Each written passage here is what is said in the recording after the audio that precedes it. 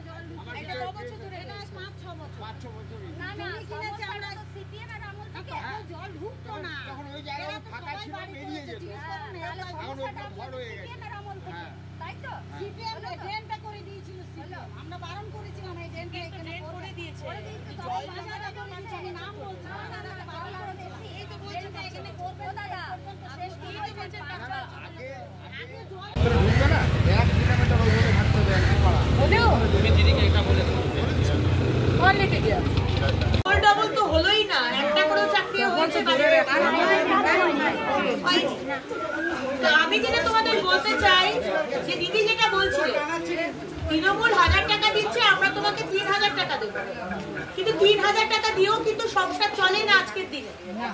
BJP এলে কি হবে? তোমার বাড়ির শিক্ষিত ছেলে মেয়েদের চাকরি হবে, আর তার সাথে তোমরা যারা মায়েরা বাড়িতে বসে সংসার সামলাচ্ছ, তোমাদের জন্য আমি আসার পর অনেকবার চেষ্টা করেছি।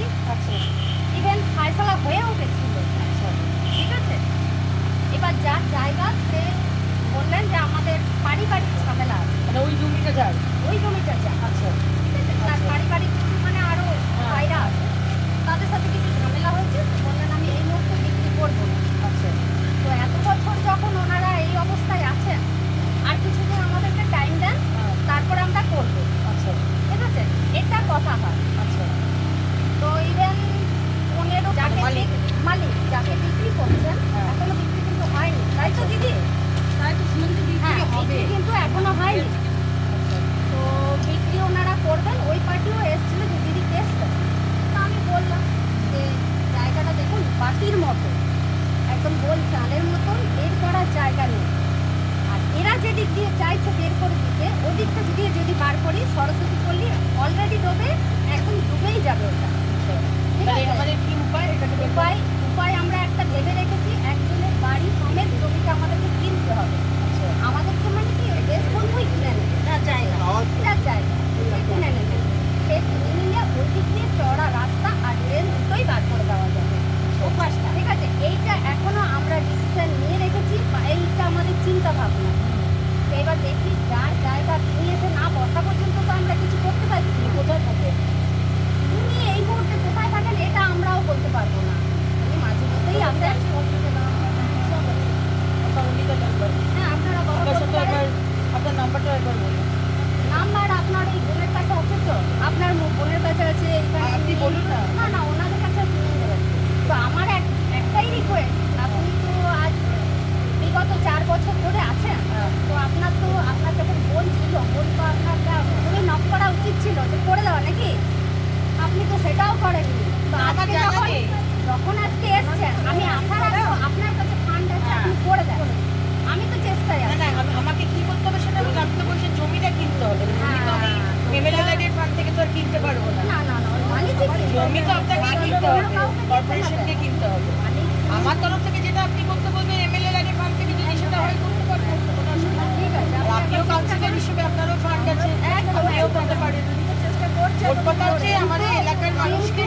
আজকে আমি জানতে চাইছি আপনার কাছে প্রশ্ন চাই, আপনাকে কারা কেন খবর দিয়েছে আমি জানি না, ঠিক আছে? এই জলটা যে বার হচ্ছে না, এলাকার মানুষের সমস্যাটা হচ্ছে, জায়গাটা হচ্ছে গোল চাঁদের মতো, জায়গাটা যেটা আছে ওর ম্যাপটা হচ্ছে গোল চাঁদের মতো বা থালার মতো, ঠিক আছে? তার চারপাশে বাড়ি হয়ে গেছে। এবার বাড়ি হয়ে যাওয়ার ফলে এখানে জলটা স্টক হচ্ছে। যখনই জলটা স্ট্যাগনেন্ট হচ্ছে, বৃষ্টি হচ্ছে, জল পুরো লোকের বাড়িতে ঢুকে যাচ্ছে। তো যার জমি তাকে আমরা খবর দিয়েছি, তার সাথে আলোচনাও চলছে যে আমরা ওখান দিয়ে একটা ড্রেন বার করব, কিন্তু বার করলে আমরা কোথা দিয়ে বার করব? তার জন্য তো আমাকে একটা কারুর বাড়ি কিনতে হবে, মানে জমির মালিক যিনি তাকে কারুর বাড়ির কিনতে হবে। কিনলে সেখান দিয়ে চওড়া রাস্তা আর ড্রেন দুটোই বেরিয়ে যাবে। একদম একদম একদম কর্পোরেশনও ওই একই মত। আমাদের তো বসতে হবে, আমরা বসছি বারবার, কিন্তু জমির মালিকের জানি না কি প্রবলেম হচ্ছে। হয়তো টাকা পয়সার প্রবলেমটা হচ্ছে যে বিক্রি, আমি হয়তো এর থেকে বেটার আরও 5 বছর গেলে দাম বাড়বে, ভ্যালুয়েশনটা বাড়বে। আজকে বিধায়ক এসেছিল, কি জন্য এসেছিল? এটা বিধায়ক বলতে পারবেন, এটা আমি ঠিক বলতে কথা হলো বিধায়কের এই না, আমি তো বিধায়ককে জানালাম। তো আমার বক্তব্য এখানে যে বিধায়িকা তো বিগত 4 বছর ধরে গোটা দক্ষিণ ঘুরে বেড়াচ্ছেন, ঠিক আছে? তাহলে ইনি এটা কেন স্টেপ নিলেন না? ওনার ওই মাস্তুতো বোন না পিস্তুতো বোন কাকলি ঘোষ প্রতি বছরই আসেন, এসে দেখে চলে যান, কিচ্ছু করেন না। আর প্রতি বছরের মতো আমরা এখানে পাম্প বসাই, জলের ব্যবস্থাটা করি যাতে বেরিয়ে যায় জলটা, মানুষগুলো যাতে রিলিফ পায়। আমরা তো কাজ করে যাচ্ছি। আমার নাম কল্যাণী রায়, 85, মাদার টেরেসা। আমার প্রবলেম মানে দুবার যে বৃষ্টি হয়েছে, সেই বৃষ্টির জল ঢুকে আমার ডিমান্ডে সমস্ত জিনিস নষ্ট হয়ে গেছে। আমরা রাতের পর রাত শুতে পারিনি, খেতে পারিনি, এমন অবস্থা হয়েছে আমাদের। কর্পোরেশন বলে নিয়ে গেছে বলে আমরা মোটামুটি এখনো। ওই তো বললাম তো, হ্যাঁ বললাম তো কর্পোরেশন হেল্প করেছে, বলছি তো। আর কি বলবো, আমি বেশি বলতে পারবো না, কেন দাঁড়াতে পারবো না, কেন আমার নাম সজল কুমার সিনহা। আজকে এখানে এসেছি, এখানে একটা বিরাট সমস্যা, লাস্ট 5 বছর ধরে জল জমছে এবং দুটো বাড়ির সামনে তো থই থই করছে জল, জলটা যাচ্ছে না, মানুষ খুব অসুবিধার মধ্যে রয়েছে। কাউন্সিলরকেও বলা হয়েছে, আমিও মেয়র সাহেবের সাথে কথা বলছি। এটার বড় সমস্যা, যে জমিটা রয়েছে সেই জমিটা বোধহয় না কিনলে, মানে কর্পোরেশন যদি জমিটা না কেনে তাহলে বোধহয় নালি বা এই করা যাবে না। এই পুরো বিষয়টাকে মেয়র সাহেবকে দেখতে হবে। মেয়র সাহেবকে একটা অ্যাপ্লিকেশন করছি এবং এখানকার সাধারণ মানুষ যাতে স্বস্তি পায় সেটাই দেখার। তো সেই জন্যই আজকে এখানে এসেছিলাম। আজকে জানতে পারলাম যে এরকম একটা সমস্যা, কিন্তু প্রায় লাস্ট 5-6 বছর ধরে এই জল জমছে, আমার কাছে খবর ছিল না। তো যাতে তাড়াতাড়ি যেভাবেই হোক মানুষকে স্বস্তি দেওয়া, এটাই আমাদের কাজ।